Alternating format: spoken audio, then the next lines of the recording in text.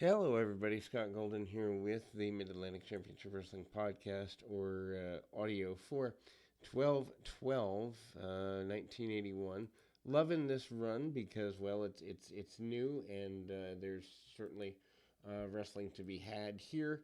That's much better than the modern day stuff by far, just in terms of storytelling, in terms of logic, in terms of lots of things. Anyway, we move into the December 12th, 1981 edition. I wish there was more of 81. I wish there was stuff all the way back to the 70s, but video footage not as prevalent in the 70s as it is today.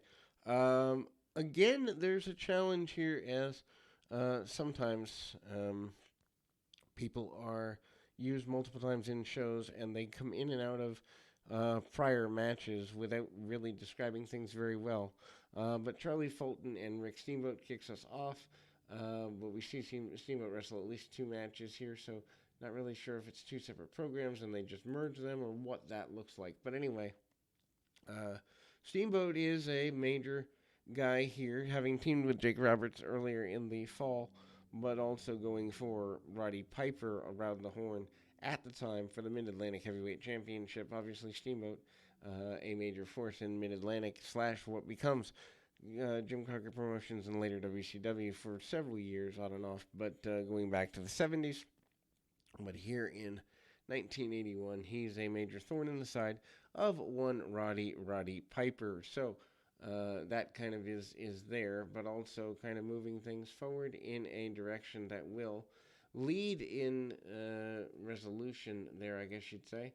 Kind of moving, kind of getting things to that area, to that level, and ultimately trying to do exactly that. And as we move forward, we've kind of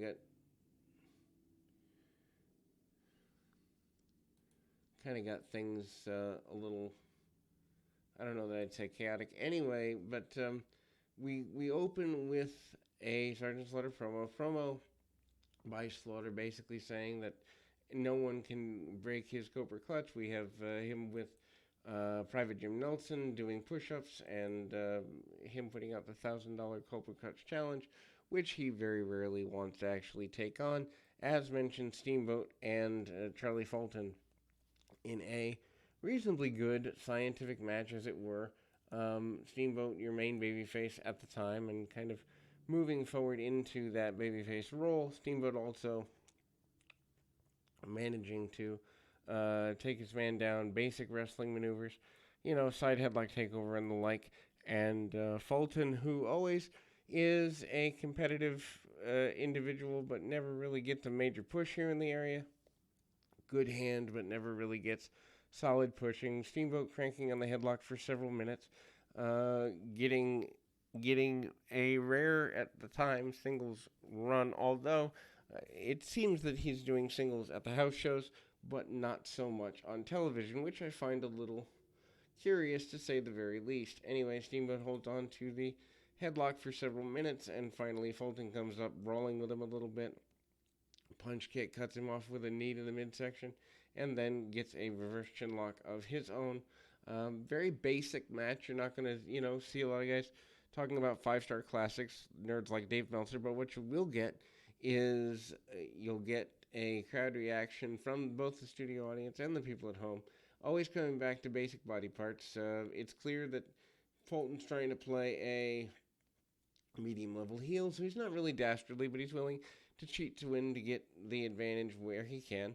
And then Steamboat comes in, hits the close or the shot to the midsection, doesn't get everything he wants. Double chicken wing into kind of a elevated chicken wing, gets the submission, and Steamboat gets a victory there.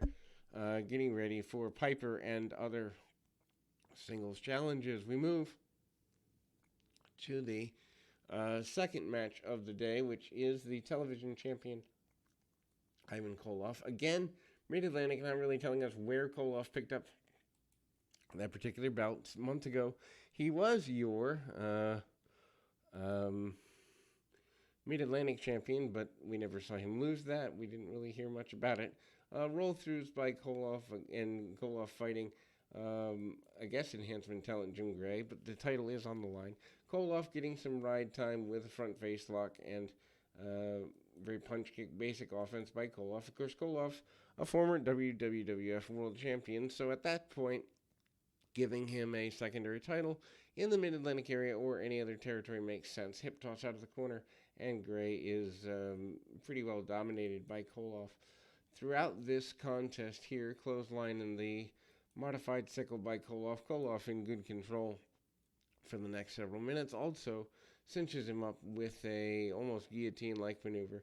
One thing that I like about Koloff is he's more submission-based without necessarily looking like he's trying to go for goofy or contrived submissions, as it were. And Koloff tries several times to go for pinning attempts and basic maneuvers there.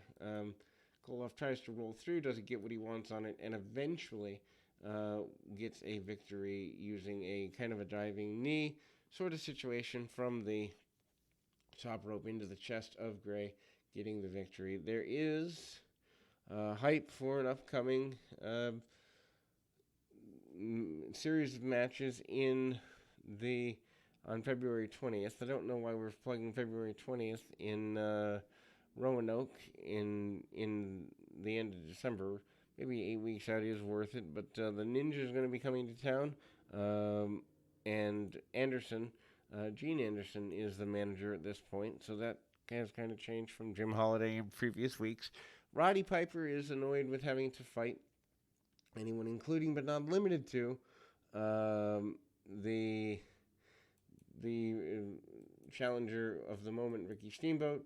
Piper cuts an amazing promo here, worth going out of your way to check out. Piper is so phenomenal at the time. Yeah, he's a little overstated, but needless to say, it's there. We move to Rick Steamboat in what I assume is a match from a previous week, because we've already seen him within this program, facing off against Mike Frazier. Rick Steamboat prior week, because there's a run-in and it's been acknowledged in commentary prior. So Steamboat and Frazier kind of taking the man down. Hammerlocks and basic maneuvers there. Works over the arm, tries to get and does get a modified snapmare on the arm. Steamboat in control the majority of the contest. Does the Greco-Roman knuckle lock and the wrist lock stuff, and stays on his man very aggressively. Steamboat, though, gets run in on by Ole Anderson and Roddy Piper. Both guys trying to take Steamboat out. Eventually, Ray Stevens comes in, cleans house, and that is your Ray Stevens babyface turn. As probably I realized I forgot to mention at the end of last week's program, Stevens had taken one half of the Tag Team Championship from Ole Anderson, almost as if to punish him for not playing nicely with others, and continues that. We go back to what I assume is live area or live arena matches. Ray Stevens against that same Mr. Mike Fader, and this time Stevens is kind of teased as a babyface because he's gotten into it with Ole Anderson, but the announcers are putting over the fact he can't be trusted. Lots of punch kicks, basic stuff, and still Stevens comes out with one half of the Tag Team Championship, basically saying that Ole Anderson has to come and get it, and that he's not going to be anybody's redheaded stepchild. He's not going to be anybody's master. So Stevens, kind of a babyface in the area, and moving forward. Speaking of moving forward, we have Jimmy Valiant. Jimmy Valiant facing off here against an opponent in short order. Mike Miller is the opponent of the day. Valiant with a takedown, punch kick, very basic stuff. Also, he's getting ready for matches with Sergeant Slaughter, among other things, and Valiant eventually gets a back elbow and a leaping elbow drop. Paul Jones says he's coming back on Tuesday, February 16th in Marion, Virginia, and Ricky Steamboat says he's going to get his hands on Roddy Piper coming up at that same event, and ultimately we go back to action this time with what should have been Jim Nelson and Sergeant Slaughter against two enhancement talents, but for the majority of the beginning of the match, the Nelson is left to his own devices, which Slaughter says he can handle. Slaughter on the microphone for the majority of the match, talking about the various people that should and can challenge for the um, Cobra Clutch Break Challenge. Larry Hamilton, one of the enhancement talents, I believe the other is Tony Anthony, although again, announcers do a poor job of getting across who those individuals are. Slaughter eventually does come back into the match when Nelson is not winning 2-on-1 on his own. Hamilton manages to get an armbar on Slaughter, but Slaughter again taking his man into the buckle. Very aggressive when he needs to be, but the idea is Slaughter says he'll put the $1,000 in the Cobra Clutch Challenge up against anybody, but when challenged to do so in the final kind of segment of the program against Jay Youngblood, Slaughter then complains that he's already wrestled and that Youngblood is a bit of a coward for trying to put him in that position. Finally, Slaughter does go into the ring with Youngblood, and they do lock the hold up. The idea is that Youngblood doesn't fully break it, but has it look to be broken before Slaughter cheats, and then we go off the air with the end of this particular program, and Youngblood is in control as we close, but we'll be back with more right after this.